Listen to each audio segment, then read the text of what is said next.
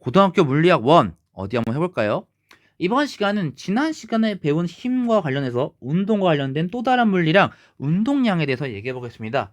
운동량, 고등학교 1학년 때 배웠던 물리량인데요. 운동 정도로 나타내는 물리량으로서 질량 곱하기 속도로서 나타나진다는 거 얘기했었죠. 그리고 그때 운동이라는 것이 역시 계속 얘기하지만 방향을 포함하고 있기 때문에 운동량도 방향을 포함해 줘야 되는데 속도와 같은 방향으로서 얘기합니다. 얘가 왜 어떻게 힘과 관련됐느냐? 운동량의 변화량 보면은 질량이 변하지 않는다고 했을 때 시간의 변화량은 역시 속도 변화량만 생각해 볼 수 있을 텐데 운동량의 변화량을 시간 변화량으로서 나눠주게 되면은 결국엔 질량 곱하기 가속도 힘이 되는 걸 알 수 있어요. 그리고 이를 통해서 좀 더 얘기하고 싶은 것이 무엇이냐? 운동량 보존 법칙인데요. 두 물체가 충돌하여서 서로에게 힘을 가합니다. 그때 그 힘 두 사이의 관계는 작용 반작용으로서 같은 크기 다른 방향이 될 거예요. 그때 A가 B에 작용하는 힘, F라는 힘은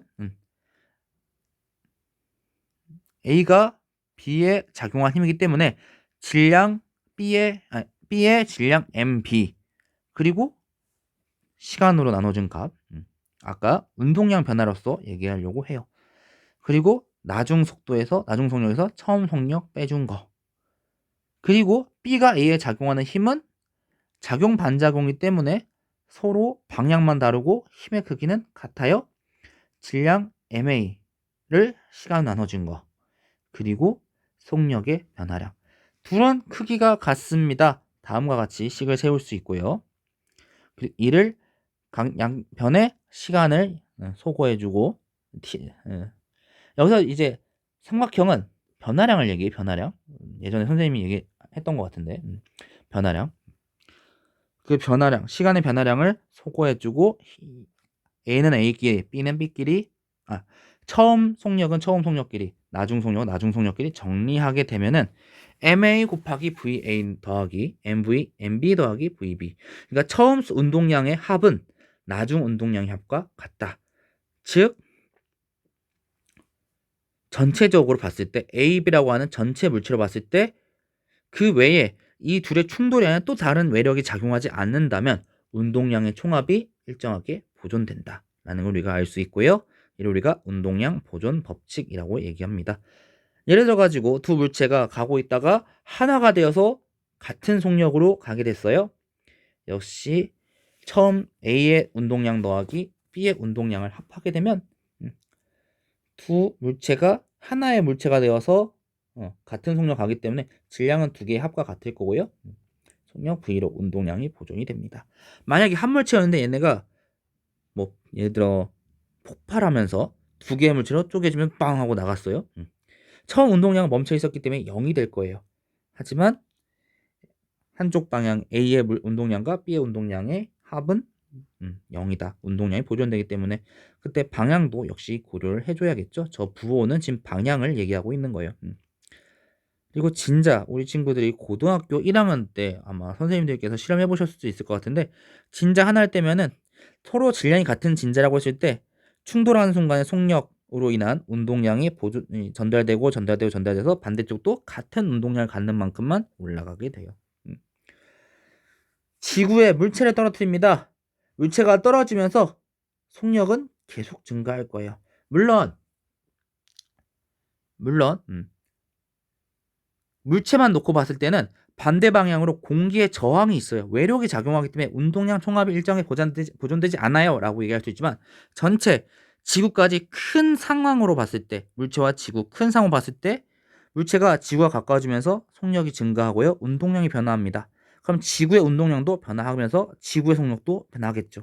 하지만 지구의 질량이 물체보다 매우 크기 때문에 아주 작은 속력 변화, 우리가 거의 느끼지 못할 미세한 속력 변화만 일어나요. 실제로 일어나고 있습니다. 우리가 뭐 앉아 있느냐, 서 있느냐, 뭐 점프하느냐 등등에 따라서 운동량이 계속 변화하기 때문에 역시 지구도 그걸로 의해서 운동량 보존 법칙 때문에 속력이 변화하고 뭐 운동 방향이 조금씩 바뀌곤 하지만 우리에 비해서 매우 크기 때문에 질량이 매우 차이가 나기 때문에 매우 작은 변화량만 있다. 다만 이제 우리가 중학교 3학년 때 배웠던 운동 에너지는 또 변할 수 있어요. 충돌이 일어날 때 운동량은 보존됩니다. 하지만 운동 에너지는 변할 수 있어요. 먼저 볼 운동 그리고 그걸로 인해서 충돌을 또 분류하기도 하는데요. 처음 우리가 볼 충돌은 탄성 충돌로서 충돌 전후 운동 에너지가 변하지 않는 그 충돌을 의미합니다. 운동량도 보존되고 운동 에너지도 보존되는 상황. 특히 질량이 같은 두 물체라면 정면을 충돌했을 때 속도가 교환돼요. A의 속도와 B의 나중 속도가 같고요. B의 처음 속도와 A의 나중 속도가 같습니다. 정리는 증명은 밑에 써놨는데 아주 계산이 복잡해 보이지만 간단해요. 어렵진 않아요. 운동량 보존된다는 거 썼고요. 운동에너지 보존된다는 거 썼습니다. 그리고 각각을 나타내 본 거예요. 일단 질량하고 2분의 1은 다 소거해 줬어요. 운동에너지 식에서. 그리고 이를 통해서 따다다닥 계산해주면 VA 제곱 더하기 VB 제곱은 뭐 두 개의 합 제곱 빼기 2 우리 친구들 완전 제곱식 다 배웠기 때문에 두 개의 합을 제곱한 거에서 두 개의 곱을 2배 해준 걸 뺀 거잖아요. 그리고 그는 아까 운동 에너지 보존과 관련된 식 때문에 A의 나중 속도 제곱 더하기 B의 나중 속도 제곱이 될 거고 이도 역시 두 개의 합의 제곱 빼기 두 개의 곱의 2배로 나타낼 수 있을 거예요. 그럼 이때 두 개의 합은 처음 속도의 합과 나중 속도의 합은 같기 때문에 소거가 가능하고요. 이 식을 역시 대입하고 정리하고 계산해주다 보면은 검은색으로 써져 있는 밑에서 두 번째 식이 되는데요. A의 나중 속도 빼기 B의 속도, B의 나중 속도 빼기 B의 처음 속도는 0.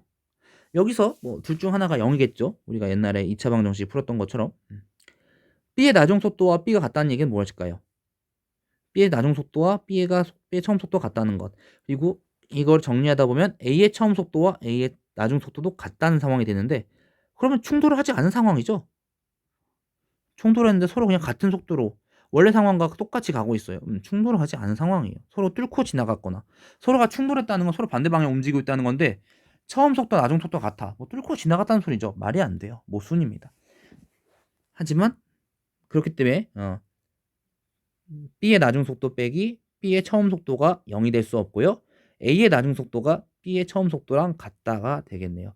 서로 속도가 교환됩니다. A의 처음 속도가 B의 나중 속도로, B의 처음 속도가 A의 나중 속도로 서로 교환됩니다. 운동 에너지가 변하는 충돌도 있는데요. 비탄성 충돌 운동은 충돌 전후의 운동 에너지가 감소하는 운동으로서 물체가 찌그러뜨리는 1로서 에너지가 전환되거나 혹은 둘의 마찰로서 열 에너지로 전환되어서 운동 에너지가 감소하는 그런 충돌이 비탄성 충돌이 되겠고 혹은 찌그러뜨리는데 아예 하나의 물체가 되는 경우도 있을 거예요. 한 덩어리가 되어서 움직이는 경우 우리가 이걸 완전 비탄성 충돌이라고 합니다. 나중에 우리가 에너지를 다시 한번 얘기할 텐데 물체가 힘이 작용하는 방향으로 물체가 움직였을 때 우리가 일을 한다라고 중학교 3학년 때 배웠잖아요. 찌그러뜨리는 일을 하다 못해 아예 한 덩어리가 되었습니다. 이럴 때는 운동 에너지가 감소하겠죠. 이런 경우를 우리가 비탄성 충돌 운동 그리고 아예 한 덩어리가 되는 경우를 우리가 완전 비탄성 충돌 운동이라고 합니다. 충돌이라고 합니다. 자, 충돌과 관련하여서 우리가 이제 운동량을 배웠으면 고등학교 1학년 때 따라오는 또 물량이 있었죠. 충격량. 물체가 받은 충격의 정도를 나타내는 물리량입니다. 이때 정의는 힘 곱하기 가한 시간. 우리가 고등학교 1학년 때 다시 한번 얘기했었지만 이 단위도 역시 잘 중요하죠. 운동량은 질량 곱하기 속도, 킬로그램 곱하기 미터 퍼 세크. 그리고 충격량은 뉴턴 곱하기 세크. 네, 뉴턴이 킬로그램 곱하기 미터 퍼 세크 제곱이었어요. 그쵸? 둘이 소거가 돼가지고 뉴턴 S. 결국엔 같은 단위를 나타내고 있다. 그리고 앞에서 얘기했다시피 운동량의 시간에 대한 운동량의 변화량이 결국 힘이기 때문에 운동량의 변화량은 충격량이 되겠네요. 그리고 앞에서 우리가 그래프 넓이 가지고 운동을 얘기했었잖아요. 가속도 얘기할 때 역시 마찬가지입니다. 시간에 따른 힘의 그래프를 나타냈을 때 그 그래프 아래 면적이 결국 충격량이 되겠고요. 충격량이 되겠고요. 힘을 더 세게 하거나 작용하는 시간이 길어지면 운동량이 많이 변해서 속력이 변화해요. 즉 밑에 그래프의 면적이 크면 클수록 시간이 길어지거나 힘을 더 세게 함으로써 그래프의 면적이 커지면, 달리 말하면 충격량이 크면 클수록 운동량의 변화량이 크고 나중 속도가 더 증가하겠죠. 그렇기 때문에 우리가 대포 포선 길이를 길게 해가지고 운동량의 변화량을 크게 하거나 팔로스루 동작 등을 하기도 해요. 팔로스루는 스포츠 경기에서 공을 던지거나 친 후에 얘를 그냥 던지자마자 딱 멈추는 것이 아니라 스윙을 끝까지 연결함으로써 더 작용하는 시간을 길게 하는 자세가 되겠습니다. 반대로 이렇게 충격량을 길게 해서 충격의 정도를 더 많이 해서 운동량을 변화를 많이 줘 더 속력을 키우는 경우도 있다면 반대로 충격량을 감소시키는 방법도 있는데요. 이때 충격량이 가해질 때 받는 힘을 우리가 충격력이라고 하는데,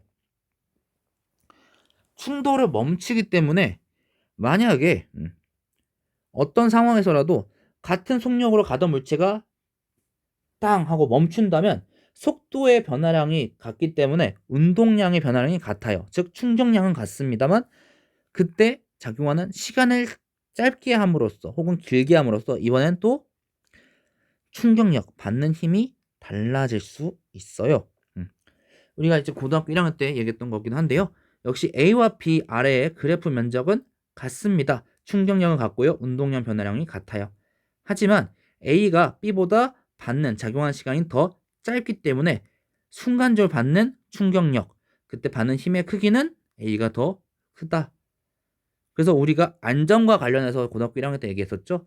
이 시간을 길게 함으로써 충격력, 받는 힘을 적게 하는 경우, 착지 시에 무릎을 굽힘으로써 오랫동안 힘이 작용하도록 하던가, 에어백, 매트릭스 등 부딪힐 때에 부딪히는 시간을 길게 함으로써 충격력을 적게 하는, 받는 힘을 적게 하는, 앞에서 작용하는 시간을 길게 하여서 속도를 크게 하는 경우는 힘이 일정할 때 운동량의 변화량, 충격량을 더 크게 하는 경우였고요. 이번에는 충격량이 일정할 때 어떻게 시간을 조절함에 따라서 받는 힘의 크기가 달라지는 경우, 각각의 경우를 잘 익혀두시기 바랍니다. 자, 오늘 얘기는 여기까지고요. 아까 운동량을 얘기하면서 에너지 얘기가 살짝 나왔어요. 다음 시간에 운동 에너지 그리고 포텐셜 에너지에 대해서 얘기하도록 하겠습니다. 고등학교 1학년 때 내용이 그대로 나오는 거긴 하지만 여러분 다시 한번 더 점검해 주시고 다시 한번 꼼꼼히 봐주시고요. 오늘 너무나도 수고하셨습니다. 그러면 다음 시간에 뵙도록 하겠습니다. 그럼 고등학교 물리학 1 다음에는 어디부터 볼까요?